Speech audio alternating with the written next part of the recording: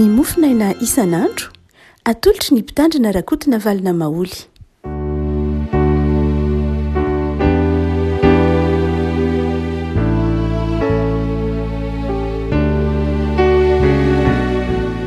Fanamirahaba antsika ry havako tratry ity talata voalohan'ny volana oktobra ity, ny mofinaina voalahatra ao antsika dia ny taratasy nosoratana ho an'ny Efesianina toko faharoa, Efesianina toko faharoa andininy voalohany ka hatramin'ny andininy fahafolo, Efesianina toko faharoa andininy voalohany ka hatramin'ny fahafolo, vakina amin'ny anaran'i Jesosy. Ary ianareo dia efa novelominy fony mbola matin'ny fahadisoanareo sy ny fahotanareo izay nalehanareo fahiny araka ny fomban'izao tontolo izao, araka ny mpanapaka ny fanjakana eny amin'ny rivotra dia ny fanahy izay miasa ankehitriny ao amin'ny zanaky ny tsy fanarahana. Teo amin'ireo no nitondrantsika rehetra tena koa fahiny tamin'ny filan'ny nofontsika ka nanaovantsika ny taniny nofo sy ny saina, ary araka ny toetsika dia zanaky ny fahatezerana toy ny sasany koa isika. Fa Andriamanitra izay manangana amin'ny famonjena, izay manan-karena amin'ny famondram-po noho ny halehiben'ny fitiavana izay nitiavany antsika, na dia fony mbola matin'ny fahadisoana aza isika dia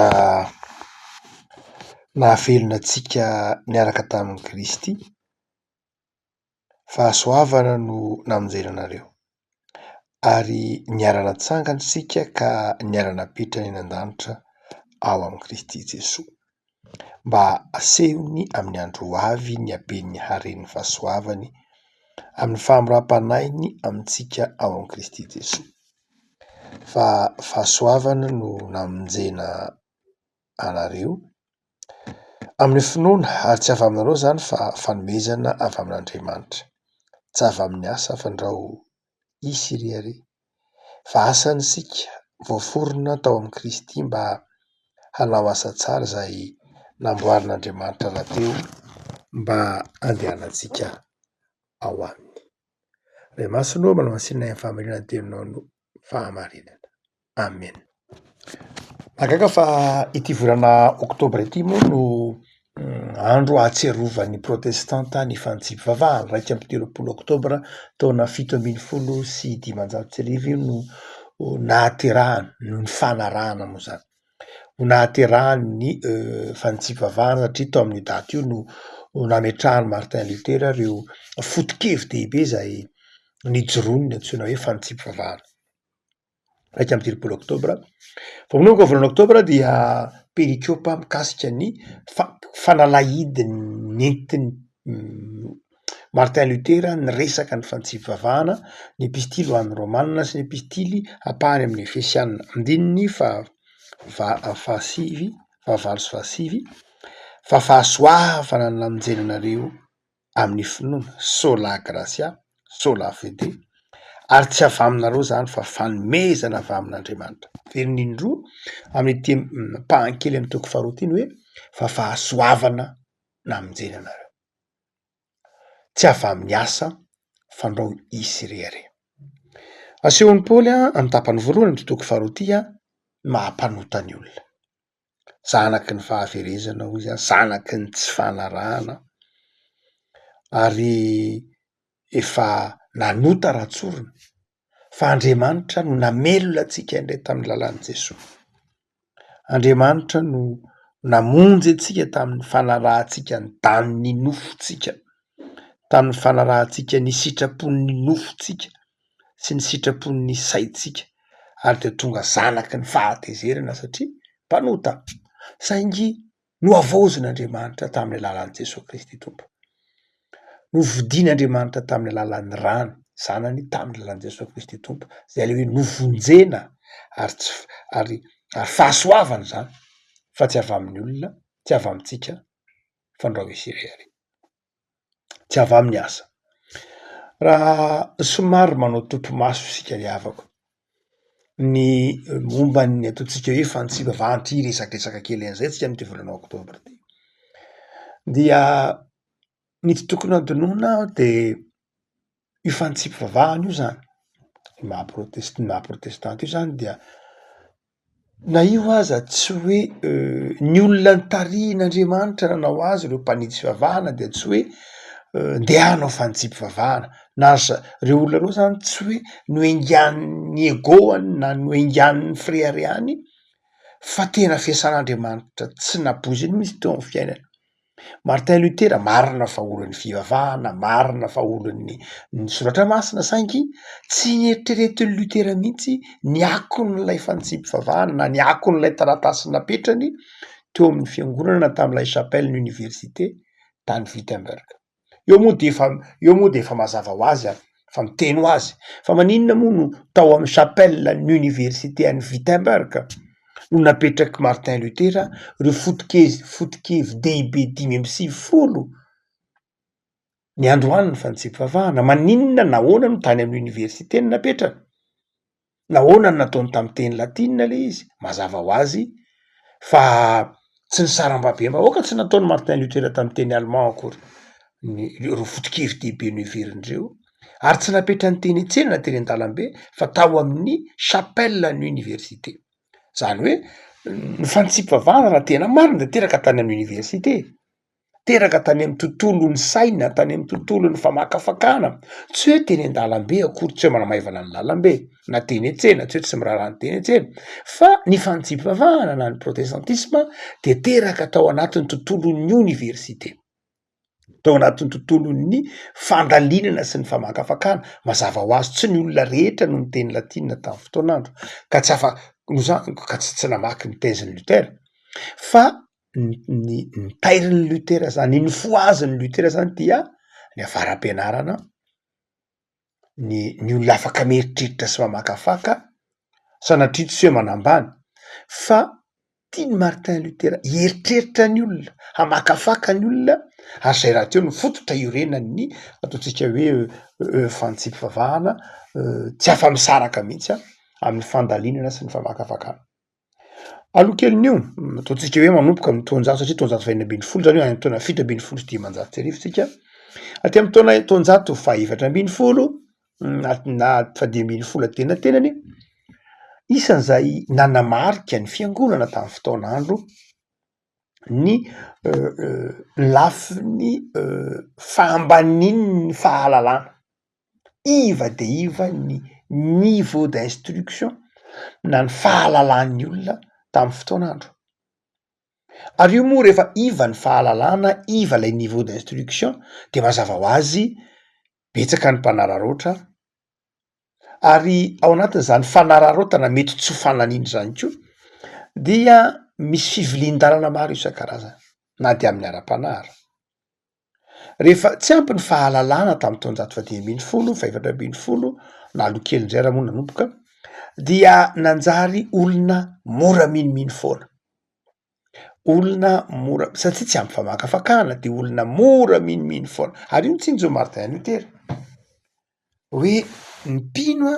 dia lasa be de be reo anganongano reo fotom-pampianarana nyraisin'ny olona tetsi-terito amin'ny fiarahamonina ary nampidiriny tao anatin'ny fivavahana de nanjary very lay tena hevitry le fivavahana satria lasa anganongano, lasa finonom-poana mihitsy ara no tao anatin'ny finoana ny mpino tao anatin'ny fiangonana, lasa finonom-poana, lasa finoana momban'ny isan-karazany, momban'ny fahafatesana, momban'ny zavaboary, be de be reo hevi-diso niditra tao anatin'ny fiangonana. Ary dia io koa nanamarika an'io vanim-potoana io koa tsy hoe ny niveau d'instruction ny vahoaka an'Andriamanitra ihany na ny olona fiarahamonina ihany iva fa ny atraika koa tamin'ny mpitondra fivavahana. Ny mpitondra fivavahana tamin'io vanim-potoana io zany taonjato faha 10 tsika no miresaka dia iva be koa ny fari-pahalalana, iva noho ny antony ahoana tsy hoe kamo mianatra izy fa aty amin'ny taonjato faha 4 eo zany dia nisy ny ataontsika hoe fiovandrafitra ara-bola eran-tany. Niova zany ny système monétaire. Taloha de ny vola talohan'ny atao hoe taloha zany de tsy manino atao ve hatrany amin'ny andron'ny romanina. Tamin'ny andron'ny romanina alohan'ny naharavan'ny ampira na ny fanjakana romanina ty amin'ny taonjato atao hoe alohan'ny taonjato fahatimy fahaenina dia vola tokana samina ny vola zany ny vola romanina daholo nampiasaina nanaikana ny ampira fa rehefa rava ny fanjakana romanina dia mbola nampiasaina ihany ny vola romanina ny denaria sy ny namana zany nampiasaina ihany iny fa tsikelikely dia ny atsity reny vola romanina reny zany hoe satria volamena izy na volafotsy de nampiasainy olona na tsoniky ny olona na narendriky ny olona ary dia manomboka ty amin'ny taonjato fa efatra ambin'ny folo eo zany fahatelo ambin'ny folo de nanomboka nanao vola isaky ny firenena. Talohan'io de afaka nisy ny volan'ny diocèse sy ny tahaka zany samy nanana ny vola ny isam-pirenena lokelin'io zany de samy nanana ny volan'ny firenena de nandeha ho azy fa aty amin'ny taonjato fahatelo ambin'ny folo efatra ambin'ny folo de niovo système monétaire io ka tsy navela hanao vola intsony ny diocèse ny firenena tsirairay niova zany lay fandaminana ny akon'izay teo amin'ny fiangonana sy teo amin'ny fiarahamonina dia nianahatra be ny fiarahamonina tsy naharaka ny ohatran'ny hoe zao mondialisation hainantsika zao ihany mondialisation hainantsika nke io endrika isehoana iny io fa taloha lavitra efa nisy mondialisation na de tsotra zao ary dia ohatran'izao akon'izao mondialisation hainantsika any amin'ny taonjato efatra ambin'ny folo telo ambin'ny folo niova ny système monétaire niova ny rafitra fiatanara-bola eran-tany atao hoe Europa ray manontolo dia niako tamin'ny fiainan'ny fiangonana sy ny sarambabem-bahoaka de nianahatra be ny fiangonana nianahatra satria tsy afaka nanota vola intsony izy ny olona koa vokatry ny firoborobon'ny renivohitra satria be de be ny renivohitra vaovao namiratra amin'ny taonjato fahadimy ambin'ny folo maro Florence Genève Zurich be de be reo tanàna maro Paris efa tranainy be Rome efa tranainy be fa nisy zao tanàna vaovao zay natranainy fa somary ny venazo ay dia niataka any ambanivohitra ny olona rehefa niataka any ambanivohitra ny olona dia namonjy ny renivohitra nitady asa ny velona de nianahatra be ny tany ambanivohitra vokatr'izany dia na ny fiangonana aza tsy afaka nanofana intsony ny mpitondra fivavahana tao aminy de saika nianatranatra teny amin'ny katedraly teny ny mpitondra fivavahana karazan-drazana sekoly tsotsotra namaky teny latina ary tsy hay tam'izany fotoana zany ary natezitra Martin Luther mihitsy izy Martin Luther hoe ahoana moa no ahafahana mamana ny vahoaka an'Andriamanitra ny soratra masina raha ny teny latina ary tsy hainareo satria teny latina tam'izany fotoana zany moa fotoam-bavahana tamin'ny teny latina baiboly tamin'ny teny latina fa tsy tamin'ny teny andavanandron'ny olona tsy akory samy nanana ny teniny ihany isam-pirenena nisy ny teny frantsay ny teny anglisy ny teny allemand saingy reny teny reny de tsy nampiasaina ato anatin'ny fiangonana fa ny teny latina ihany le teny latina nefany tsy folaky ireo mpitondra fivavahana tamin'ny fotoan'andro dia lasa tsy nahafeny soratra masina izy ireo de na mitoro-tenana tam'izany fotoana zany dia lasa ohatrohatra fotsiny fomba fandrahoan-tsakafo fomba fikarakarana voninkazo zany no toro-teniny fiangonana tamin'ny taonjato fahatelo ambin'ny folo ka nahatonga ny foto-kevitry Luther hoe sola scriptura tsy tonga ho azy akory no miteny Martin Luther hoe havereno amin'ny soratra masina ny fampianarana vereno vakina io soratra masina io ary vakina sy hazavaina sy toriana sy fakafakaina mihitsy tsy afaka nanao an'izany nefa ny fiangonana na ny mpitondra fivavahana satria nanapetra be ny fahalalana ary dia natonga vahoaka ninonino foana ninonino na ataotsika hoe fampianarana momba ny fiainana ambadiky ny fahafatesana aza reo karazana anganongano isan-karazana zay hitatsika tamin'ny vanim-potoana moyen âge dia nateraky ny tsy fifehezan'ny mpitondra fivavahana tamin'izany fotoana zany ny teolojia sy ny soratra masina ary nateraky ny tsy famakian'ny mpino koa ny soratra masina ary dia zay natonga ireny teniny hoe ny soratra masina ireriany reny tsy hoe teraka feteraka fa teraka satria namaha olona tam'izany fotoana zany dia rehefa tonga ny olona tam'izany fotoana zany zay isan'ny nanabeazana ny mpino tam'izany fotoana zany de ny hoe raha te ho vavonjy ianao de izao mila miezaka mafy ianao mila mifady anina ianao tam'izany fotoana zany mila asa raha sendra efa nahita n'lay horonan-tsary ny nataon'lay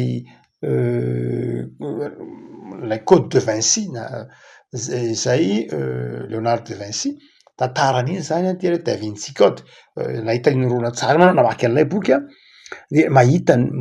ny apahany tamy vanim-potoana moyen âge hoe mikapitena ny olo kapikatena ny olona satria teo ny fibebahana tam'izany fotoana zany na ny pénitence ny fivalozana de tena fampijaliana vatana mihitsy fampijaliana vatana kapohana mafy io vatana io andarà mitritra ny nofo tsy mihinan-kanina mandeha tongotra amy la neige satria mila mangatsika mampijaly tena fampijaly tena mihitsy satria teo voavonjy olona ary tam'izany fotoana zany dia nampianarina ny olona de ny hoe raha tsy mangiry firy mihitsy ianao raha tsy mijaly anao io nofonao io mampijaly anao io zany mampanota anao no zany dia kapohy mafy io nofo io ampiafio nofo io satria io nofo no miteraka ny fahotana araky ny io teneniny hoe ny danin'ny kibo io anediny fa tery manao hoe tamin'ny filan'ny nofotsika no nanaovantsika ny danin'ny nofo sy ny saina zany hoe ny nofo tam'izany fotoana zany de neverina hoe ny mampanota ny olona de nofony ny vatany de kapohana de ampijaliana sy ny fifadikanana moa de za efa fanaon'ny olona rehetra ny fikapohatena iaina raha mijery atram'izao tsika miresaka zao rehefa mijery ny fekibony ireo fikambanana maro fikambanana pretra maro de mbola mahita n'indrandray mahita fekibo ianao zay mbola tsy novo tsy niova loatra misy an'iny le nokonokony kely be de be misy vona be de be izay misy hoditra zany dia misy vona be de be lay tahaka an'ireny japy reny ohatran'ireny karavasy reny de misy vona dia reny lay fikapohana ny tena rehefa somary mipotra lay filana de kapohana mafy lay vatana mba haratra zay mahatonga Martin Luther manao hoe tsy zany angeny aminjeny tsy hoe satria mampijaly teny ianao de voavonjy io Martin Luther tsy hoe satria ianao nanao an'izao nanao an'izao de voavonjy io Martin Luther fa ity soratra Paoly ity zay tram-pelatanantsika zay isan'ny nampiasainy Luther de ny hoe fahasoavana angenina aminjeny anareo hoe tsy hoe satria ianao nahavita zavatra ohatr'izao hoe satria niafy be satria niaritra ny mafy satria koa mety ho nahafoy be satria tam'izany fotoana zany rehefa nahatra ny fiangonana de be ireo olona ireo mpanan-karena nanorina katedraly ary be de be ireo mpanan-karena zay nanorina fiangonana ka de nataony tao anaty fiangonana nataony tao anatin'ny fiangonana hatramin'ny fasana ary zay mahatonga any hoe be de be any andafy ireo ao anaty fasana ao anaty fiangonana ny fasan'ny mpanan-karena satria nanorina fiangonana izy dia nataony ao ny fasany de tsy hoe satria ataonao anaty fiangonana ny fasana Martin Luther de voavonjy ianao tsy zany na satria ianao nahafoy be de voavonjy ianao tsy niasa no amonjena ny olo zay ndikiny teny hoe tsy avy amin'ny asa fandrao isereare raha avy amin'ny asa no mahavoavonjy hoe satria za efa nahafoy bena satria za efa nanimibena satria za efa de mireare fotsiny hoe za zany ny tena izao na za ny tena izao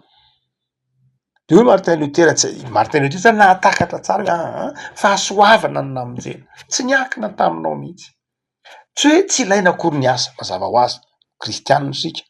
ny asa de zao tsy fitaovana mahatonga atsika ho voavonjy fa famantarana hita maso fa voavonjy isika zany hoe satria avoavonjy de miasa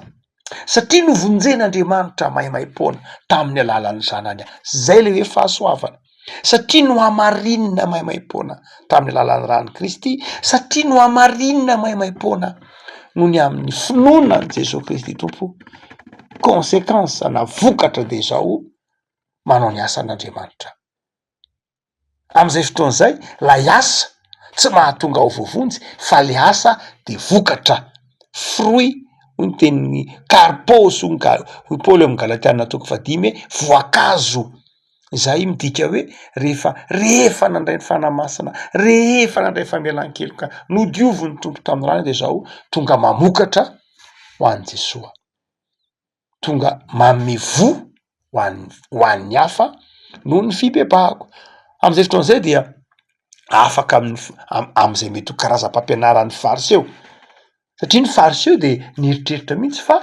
droit ny zony ny tahina satria noheverina fa amin'ny alalan'ny asa no aminjeny varotr'eo zany zay mahafaritry eo ny varotr'eo zay natongazany fandona tamin'i Jesoa satria zareo de mieritreritra hoe droit na hoe zony ny fitahin'Andriamanitra satria izy a nanao vahafolo-karena satria izy a mitandrina ny lalàna satria izy a nanaraka ny fomba mpivavahana isan-karazany de mieritreritra izy manao hoe droit io droit anay mitahin'Andriamanitra tsy maintsy mitahanay ianao Andriamanitra zay nge efa nataonay daholo ny fifadikana nataonay ny fanarahana ny fombafomba maro isan-karazany no zany tsy afa-miala aminay mihitsy ianao Andriamanitra fa gn'Andriamanitra azonao fatorana tahaka zany de hoy ny tompo tamin'ny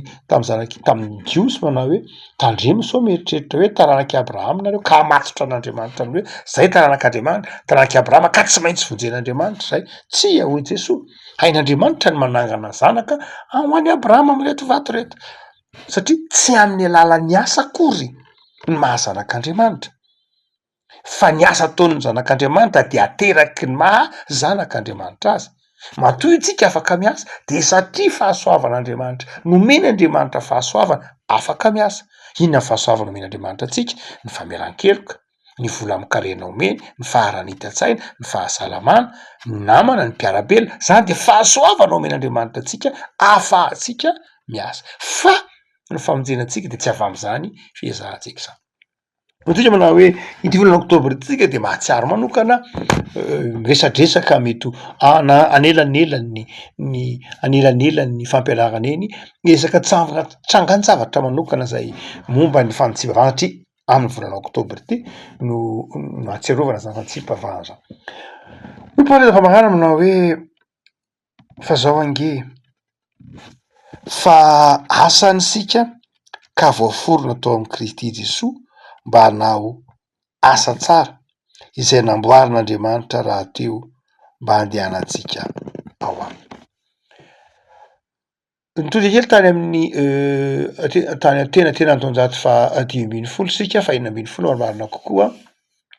5 4 de niresaka manao hoe io fantsipavahana io dia nisy antony lavitrezaka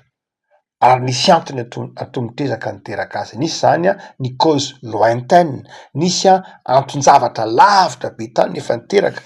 ny fantsipavahana fa misy kosa ny cause immédiate zany hoe ny anton-javatra apotomody zay niteraka azy tao anatin'izany lay fivarotana ny antsoina hoe famonjena indulgence l'indulgence dia karazan-drazana fanomezan-dalan'ny fiangonana efa tany avampotoanany croisade tany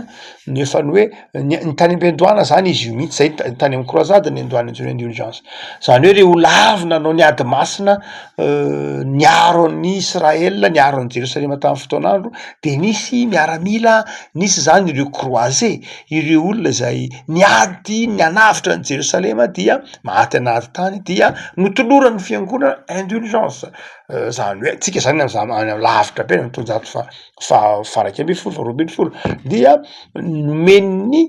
fiangonana indulgence ren'olona reny hoe ren'olona maty noho ny amin'ny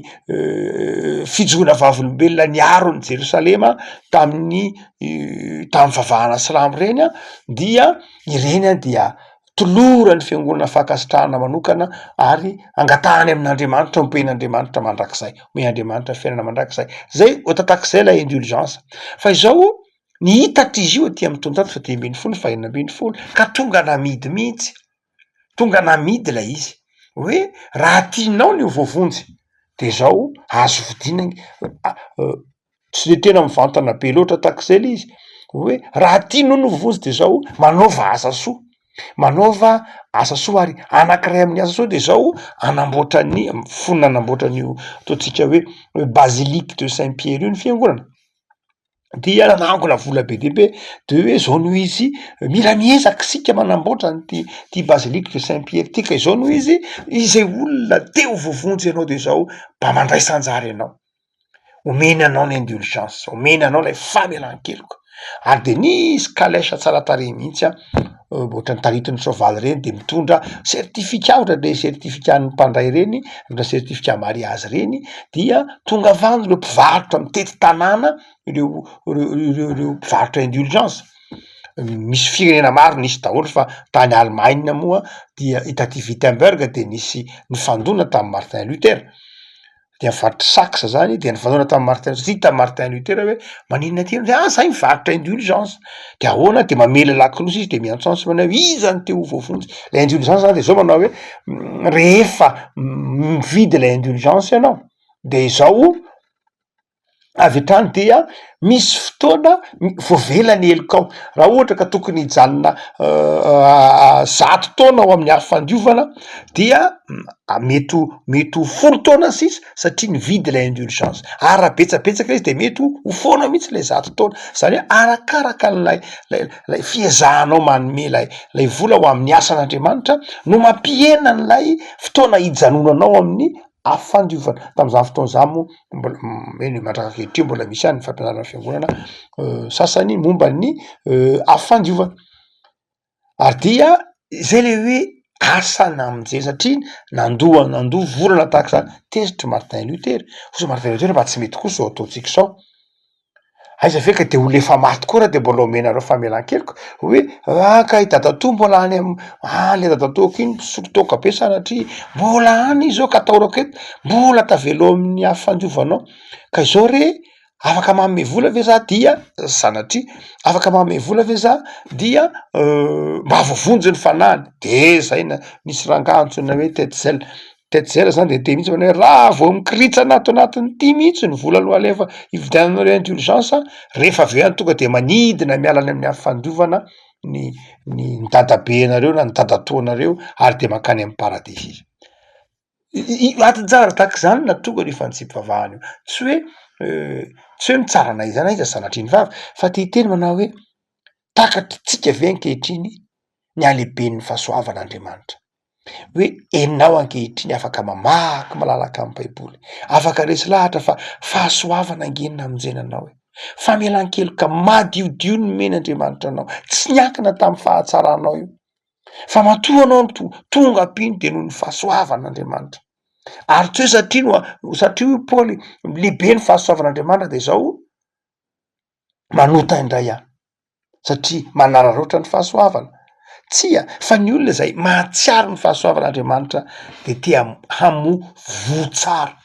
eo amin'ny fiainana isanandro afaka malala ny tompo any hanafana ny fonao ny tompo any amerina omponao fa fahasoavana ny namonjenanao noho ny amin'ny fitiavany Jesoa vavaksika tompo antsoranao zay noho ny amin'ny soatra masina zay hanazavana anay fa maimaimpona ny namonjenanay ary tsy mahazo mirehareha amin'ny fahasoavana nomenao zahay tsy mahazo mirehareha amin'ny fahasoavana na diovanao anay tsy mahazo mirehareha amin'ny finoanay koa aza fa olo ny fanetretena satria nomena maimaimpona de tokony hizara maimaimpona koa amin'ny asa soa amin'ny asa tsara tompo am'zoranao zahay fa efa notonononao hoe zanakao zahay ary efa nofafanao ny tsy fahatanteranay rehetra ny diovinao tamin'ny ranao soa zahay ka matsiaro fo vela eloka sy faly amin'ny fiainana isanandro de ta io tompo ny tontolo andronay anio ifalianay amin'ny fahasoavanao aiza ne manararoatra ny fotoana mba hamoazana aiza ne manararoatra ny fahasalamana sy ny fahasoavanao menao mba hamovo tsara satria voaforona tao amin'i Jesosy Kristy tompo hanao asa tsara zahay dia ataovy miorina amin'ny finoan'izay tompo me fahasalamana sery-tanjaka zay manampianay amin'ny asanay anio ary me fahendrena sy fahalemem-panahy zahay amin'ny tontolo andronay misaotra Jesoa amen